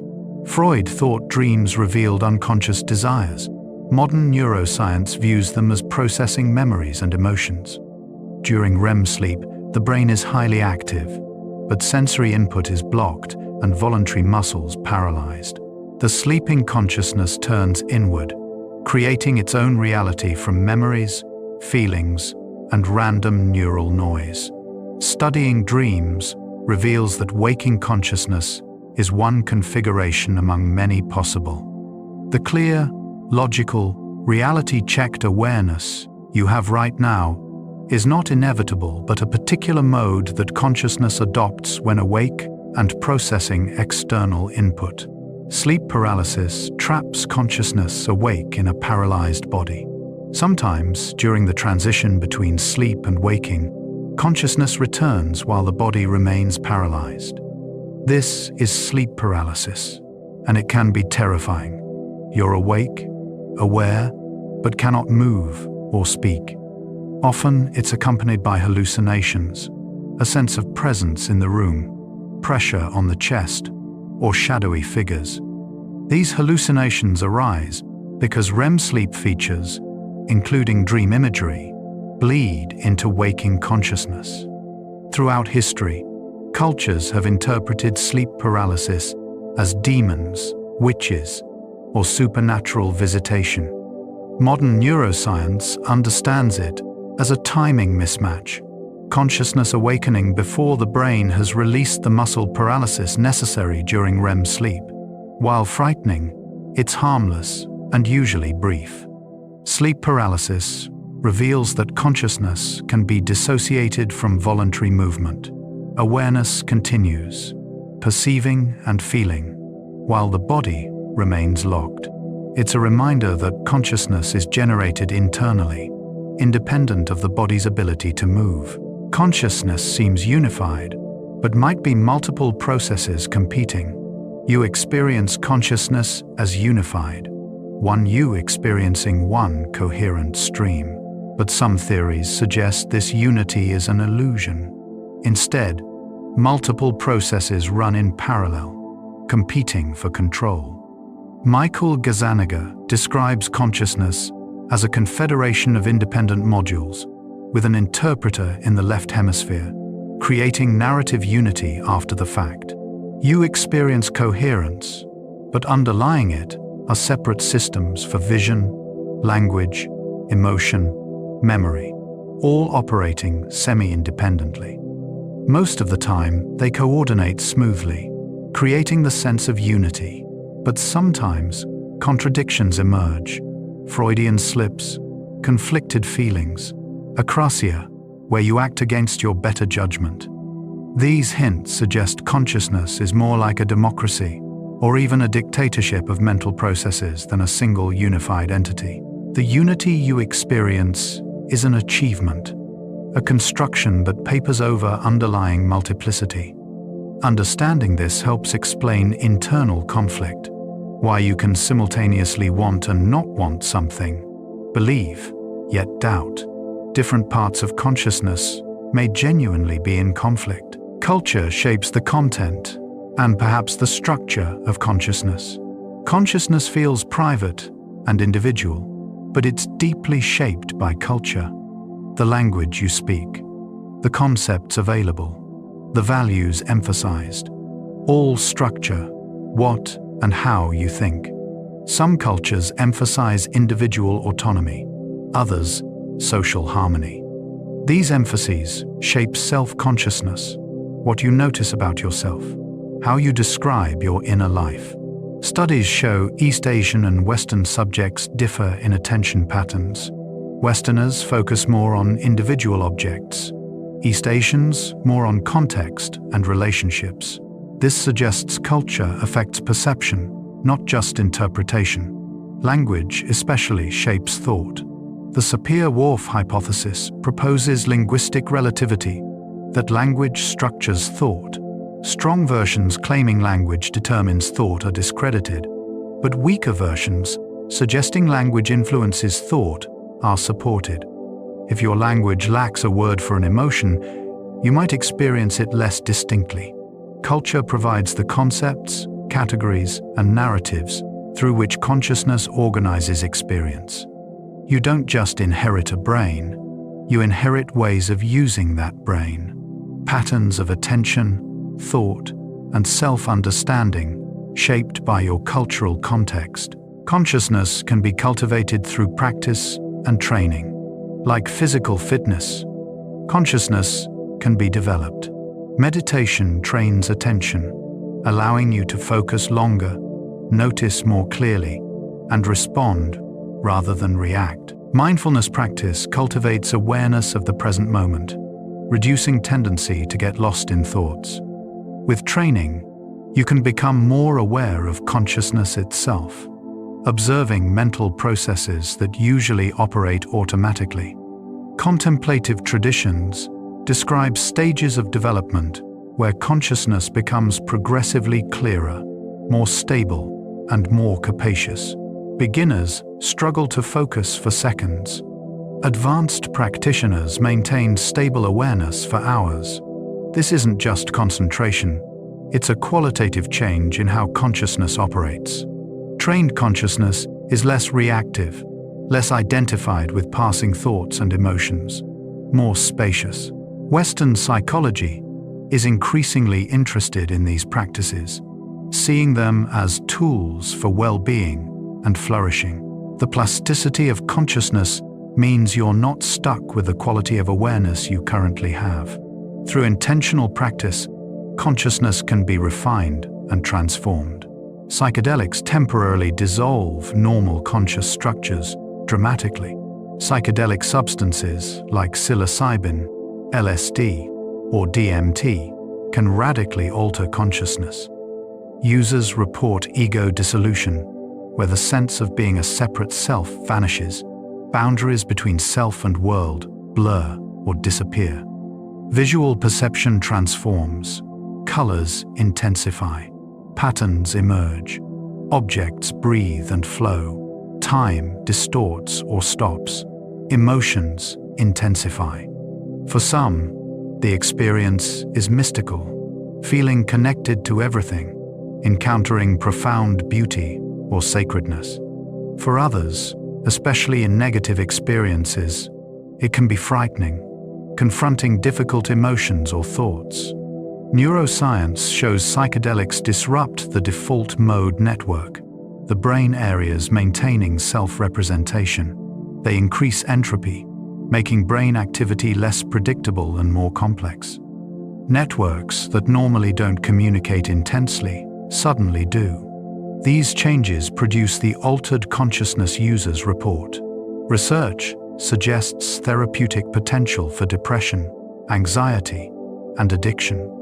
A profound psychedelic experience can shift perspectives, break habitual patterns, and create lasting psychological changes. The fact that a molecule can so dramatically reconfigure consciousness reveals its chemical foundations and remarkable flexibility. Pain is perhaps consciousness's most urgent message to itself. Pain has a unique quality in consciousness.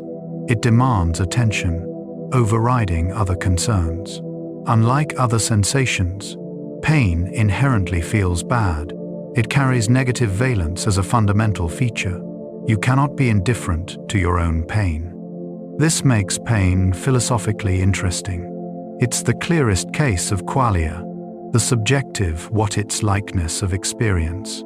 Describing pain to someone who's never felt it is impossible. Pain also connects consciousness to the body inescapably. It's a signal that something is wrong, that the body needs protection. Chronic pain, where the alarm keeps sounding without clear cause, shows pain's dark side, consciousness tormented by its own protective mechanisms gone awry. Interestingly, pain can be modulated by consciousness. Attention to pain intensifies it. Distraction reduces it. Expectations, beliefs, and emotional states all affect pain experience. This reveals that pain, despite feeling like pure sensation, is constructed by consciousness, influenced by psychological factors as much as tissue damage.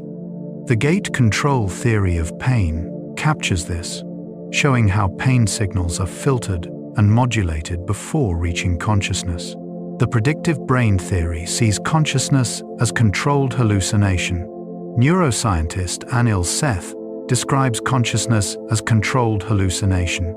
Rather than passively receiving sensory data, the brain constantly predicts what it expects to experience, based on past experience and current context. Sensory input is then compared to predictions. If predictions match input, consciousness experiences the prediction. If there's mismatch, prediction error, the brain updates its model. On this view, perception is mostly top-down, generated internally, with sensory input only providing corrections. What you see isn't what's there. It's what your brain predicted would be there, refined by actual input. This explains illusions, where predictions override input, and why your experience depends heavily on context and expectations. It also suggests consciousness is always inferring, guessing at the causes of sensations rather than directly accessing reality. The controlled hallucination matches reality closely enough for survival, but it remains a construction, a simulation generated by predictions. Consciousness is not a window but a screen displaying your brain's best guess about what's happening. Consciousness may have no center, just a distributed process. The intuitive picture of consciousness has a central observer, a you in there watching and experiencing. But neuroscience finds no center. There's no place in the brain where everything comes together, no theater where experiences are displayed. Instead, consciousness seems distributed across networks. The self feels central, but research suggests the self is also a construction, emerging from processes scattered through the brain. This is philosophically unsettling. If there's no central you, who's having your experiences? Daniel Dennett argues the self is a center of narrative gravity, a useful fiction rather than a real entity. You exist as a story your brain tells itself, a pattern that has no physical center. Others find this view too eliminative, insisting experience requires an experiencer. The debate continues, but the lack of a neural center is increasingly clear. Consciousness arises from distributed processing, creating the impression of a unified observer from the coordinated activity of many regions. The you that seems to be reading these words is a construction, not a location. Consciousness includes not just what you experience, but how you experience it. Phenomenology, the philosophical study of experience, emphasizes that consciousness has structure. There's not just what you're aware of, but the way you're aware of it. Experience has texture, mood, tone. The same objective event can be experienced joyfully, sadly, neutrally, anxiously. This emotional coloring is part of consciousness, not added afterward. You don't first perceive something neutrally, then add emotion. Emotion is woven into perception from the start. Phenomenology also notes that consciousness is always perspectival. It's always from a point of view, temporal and embodied. You experience things as past, present, or future, as near or far, as pleasant or unpleasant. These structures shape all experience. Edmund Husserl, founder of phenomenology, tried to describe consciousness's essential structures through careful introspection. While the method is controversial, phenomenology's insights remain valuable. It reminds us that consciousness is not just a container for content, but has its own architecture that shapes how that content appears. Consciousness connects us to others through empathy and compassion. While consciousness is private, it reaches toward other minds through empathy. You can imagine what others feel, take their perspective, resonate with their emotions. This isn't just cognitive understanding, but feeling with them. Empathy relies on consciousness's ability to simulate others' experiences, using its own experience as a model. When you see someone in pain, mirror systems activate some of your own pain-related areas. You feel an echo of their suffering. This connection between consciousnesses is fundamental to social life, to morality, to care. Some people have heightened empathy, others less, but the capacity exists in most humans. Compassion goes further, not just feeling with others, but wishing to relieve their suffering. Consciousness can direct itself outward, using its own felt experience to understand and care about others' experiences. This intersubjectivity, consciousness recognizing and responding to other consciousness, creates the social fabric that supports human flourishing. In a real sense, consciousness is not just individual, but relational, fundamentally oriented toward other conscious beings. The future of consciousness studies remains wide open and mysterious. After centuries of philosophy and decades of neuroscience, consciousness remains profoundly mysterious. We've learned much about neural correlates, about brain areas and processes associated with consciousness. We understand more about how attention works, how sensory information is integrated, how the self is constructed, but the hard problem remains. We still don't know why any of this physical processing produces subjective experience. Some believe the answer is near, that neuroscience will eventually explain consciousness fully. Others think we're missing something fundamental, that current frameworks cannot capture consciousness's nature. New theories emerge regularly, from quantum approaches to panpsychism to sophisticated computational models. Each offers insights. None yet convinces everyone. The future may bring breakthroughs, or consciousness may remain the mystery at the heart of science and philosophy. What's clear is that consciousness is real, immediate, undeniable. Right now, as you read this, you are conscious. That fact, whatever its explanation, is the starting point for any understanding of what it means to be human. To experience, to exist. Number The Gentle Mystery of Consciousness, Part 7 Final. Consciousness emerges fresh each morning from sleep's darkness. Every morning, consciousness returns from absence. You wake, and awareness gradually brightens. First come bodily sensations, then memories assemble, identity returns. You remember who you are, where you are, what day it is. Consciousness reconstructs itself from fragments, weaving continuity across the gap of sleep. This daily resurrection is so familiar, you barely notice it. Yet, it's remarkable. For hours, consciousness was absent or transformed into dreams. Now it's back, feeling continuous with yesterday despite the break. Sleep demonstrates consciousness's fragility and resilience.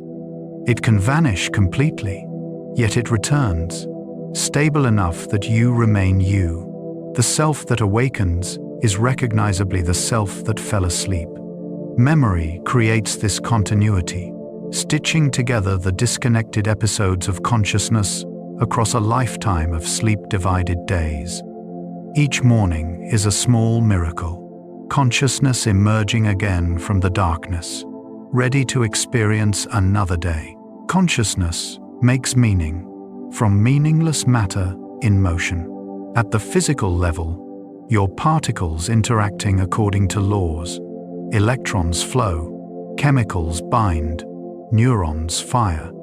There's no inherent meaning in these processes. They're mechanical, causal, deterministic, or random. Yet consciousness experiences meaning everywhere. Words carry significance. Events feel important. Actions have purpose. Where does meaning come from, if not present in the physical substrate? Consciousness creates it. You interpret, evaluate, care about things. The firing neurons don't care, don't mean anything, but the consciousness they generate does. This is perhaps consciousness's most remarkable feature, not just experiencing sensations, but investing them with significance. A sound isn't just perceived. It means your friend is calling. A sensation isn't just felt. It means you're in danger. Consciousness transforms raw sensory data into a meaningful world. It's not just experiencing reality, but creating the meaningfulness of reality. Without consciousness, the universe would be events occurring, causality unfolding, but no significance, no point, no meaning. Consciousness makes meaning possible. The stream of consciousness flows toward an uncertain destination. William James's metaphor of consciousness as a stream captures its fluid, continuous nature. But where does the stream flow? Toward what destination? In one sense, it flows toward sleep each night, toward death eventually. But moment to moment, consciousness flows forward through time, from past to future, through the narrow gate of the present. You cannot stop it or go backward. The stream carries you along, filled with perceptions, thoughts, memories, plans, feelings. You can influence what enters the stream through attention and choice, but you cannot stop the flow itself. The stream has no predetermined destination, no fixed endpoint beyond the biological fact of death. Instead, consciousness flows through life, shaped by choices, circumstances, relationships. Each moment, the stream divides into possible futures, and your choices help determine which path it follows. The destination is not given, but made, constructed through countless small decisions about what to attend to, what to care about, how to respond. The stream flows forward, and you flow with it. Consciousness creating itself moment by moment. Consciousness is the universe becoming aware of itself locally.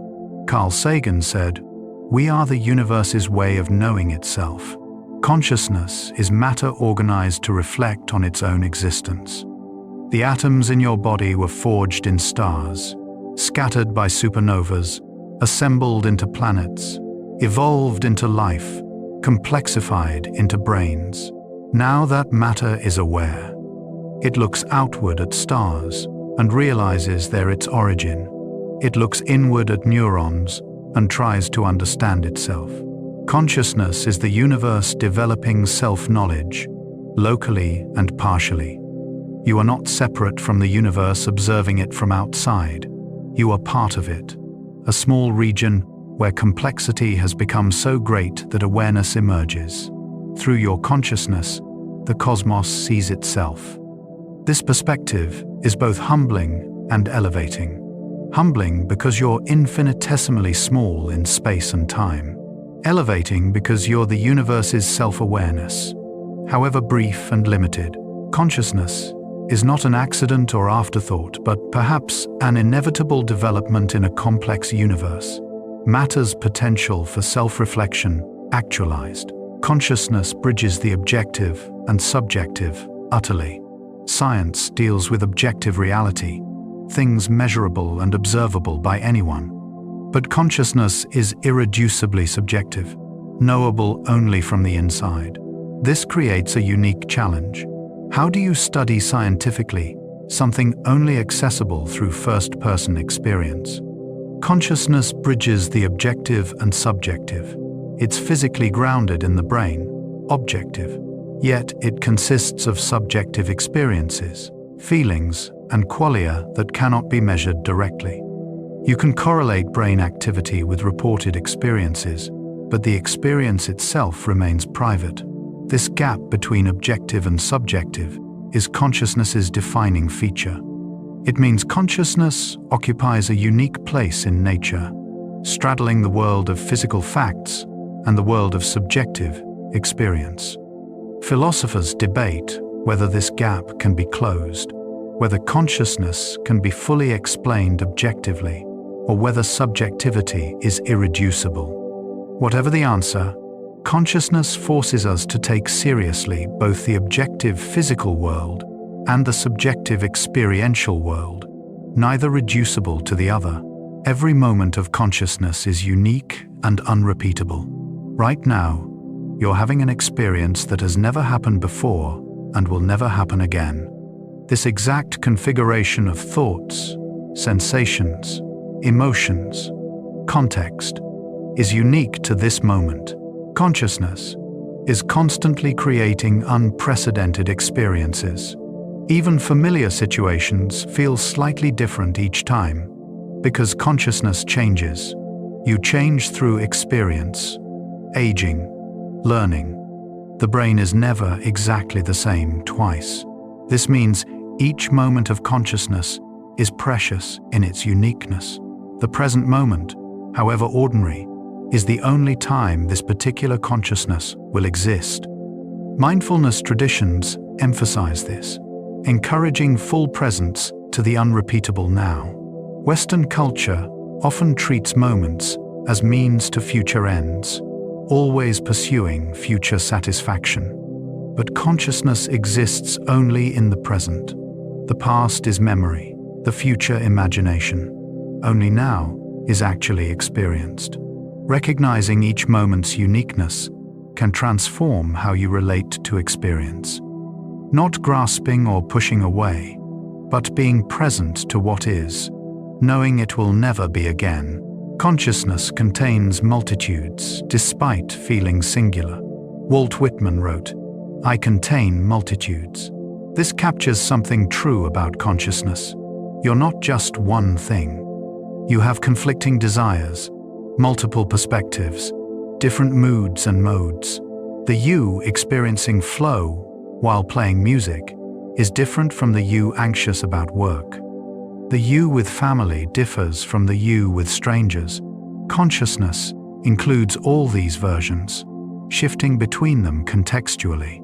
Parts psychology explores this explicitly, viewing consciousness as containing various subpersonalities or modes. Each has its own concerns, emotions, ways of seeing the world. Usually one is dominant, but others wait in the wings. This multiplicity isn't disorder, it's normal. Consciousness is flexible enough to adopt different stances. Problems arise when parts conflict severely or one dominates unhealthily.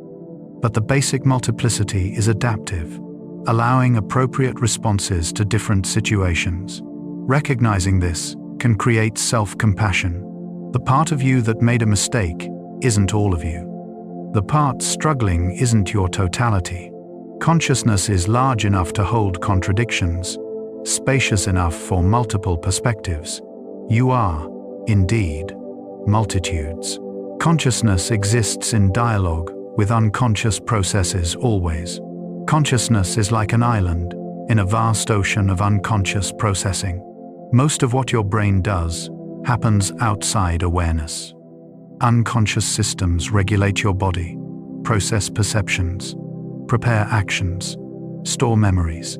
They influence consciousness constantly but remain invisible. Sigmund Freud emphasized the unconscious's role in shaping behavior and consciousness. Modern neuroscience confirms that unconscious processes are extensive and powerful, though not quite as Freud imagined. You're consciously aware of decisions, but not the processes that generated them. You experience emotions, but not the neural mechanisms producing them. Consciousness receives outputs from unconscious systems, experiencing thoughts and feelings as arising spontaneously. But it's not passive. Consciousness can direct attention, set intentions, make choices that influence unconscious processing. The relationship is dialogical, each shaping the other. Understanding this reduces the illusion of complete conscious control. You're not the sole author of your thoughts and actions, but it doesn't eliminate agency. Consciousness remains a crucial node in the network, capable of noticing, questioning, and redirecting when needed. Consciousness might be evolution's most significant development ever. In the history of life on Earth, several major transitions occurred. The emergence of cells, multicellular organisms, sexual reproduction, social organization. Consciousness might be the most significant. Before consciousness, life responded to environments, but didn't experience them. Natural selection shaped behavior, but there was no inner life. With consciousness, experience enters the universe. Pleasure and suffering become real. For conscious beings, life is not just survived, but felt. This changes everything morally. If consciousness exists, then experiences matter. Suffering is not just avoided behavior, but felt pain. Joy is not just adaptive signaling, but genuine happiness. Consciousness gives life subjective value. It means something to be a conscious creature, in ways it doesn't mean anything to be an unconscious system. This is why consciousness raises ethical questions. We care about conscious beings in ways we don't about unconscious ones. The emergence of consciousness in evolution might be the moment the universe became morally significant, when what happened started to matter, not just objectively, but from the inside, to those experiencing it. Consciousness always includes the question of what consciousness is. Consciousness is unique in that it includes self-reflection. You can be conscious of being conscious.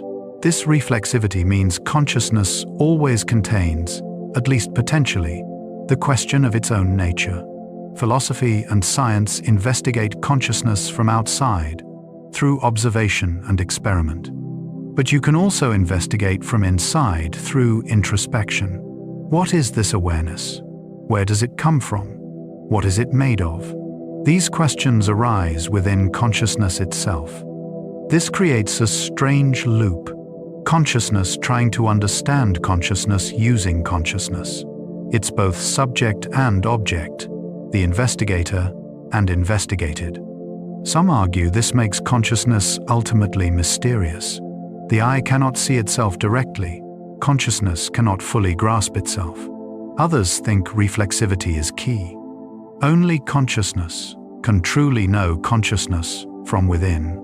External observation misses the essential feature, experience itself. Perhaps full understanding requires both approaches, third-person neuroscience and first-person phenomenology. But the peculiarity remains. In studying consciousness, you are studying the very thing, doing the studying. The mystery investigating itself. Consciousness creates the felt reality of being alive. To be alive biologically is one thing. Cells metabolize, reproduce, maintain homeostasis. But to be alive consciously is something else entirely. It's the felt quality of existence, the warmth of sun on skin, the taste of food, the sound of laughter. These experiences constitute being alive in the fullest sense. Without consciousness, biological processes continue, but there's no one for whom it matters. Consciousness creates the for whom it matters. It transforms objective biological functioning into subjective lived experience. This is why losing consciousness in deep sleep or anesthesia feels like ceasing to exist, even though biological life continues. The felt reality of being alive depends on consciousness. When people face death, it's not usually the biological cessation they fear most, but the end of consciousness, the final vanishing of experience. Life as experienced, as felt, as lived from inside, is inseparable from consciousness. To have consciousness is to be alive in the richest sense, to have an inner world, to experience from a perspective. This makes consciousness not just an interesting feature of human biology, but the very foundation of what makes life valuable and meaningful. And so, dear listener, our journey through the mystery of consciousness comes to a gentle close. From the hard problem of explaining experience to the stream flowing through each moment. From the brain's billions of neurons to the singular feeling of being you. From the depths of dreams to the heights of mystical states. We've wandered together through the landscapes of awareness, touching the edges of what can be known about the strangest and most familiar thing in existence. Consciousness is both the lens through which you see everything and the mysterious subject of inquiry itself. It's the voice reading these words inside your mind, the feeling of being present in this moment, the awareness that you are aware, the gentle current of thought and sensation flowing through the eternal now. As you lie here, letting consciousness soften and slow, imagine the billions of humans throughout history who have lain awake, wondering what consciousness is. See yourself as part of that ancient lineage of conscious beings questioning their own awareness. Picture consciousness as a candle flame, steady yet flickering, burning bright, then dimming toward sleep.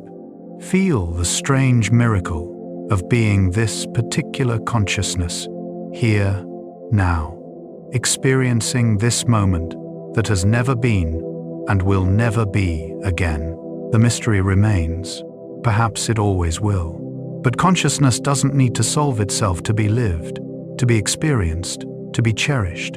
Each moment of awareness is enough. Each sensation, thought, and feeling is complete in itself. As consciousness dims now, drifting toward sleep, let the questions rest. Let the mystery be mystery. Let awareness soften into the darkness that holds all consciousness, the silence from which it emerges and to which it returns. Tomorrow, consciousness will wake again, fresh and new, ready to experience another day. But tonight, let it release, dissolve, drift.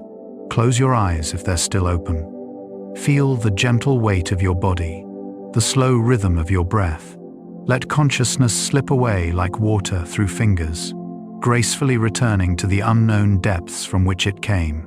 You are consciousness becoming conscious of itself, a brief, brilliant moment of the universe knowing it exists, and now that knowing can rest.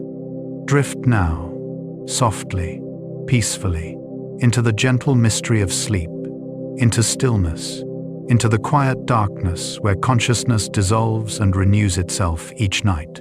Good night, dear consciousness. Good night.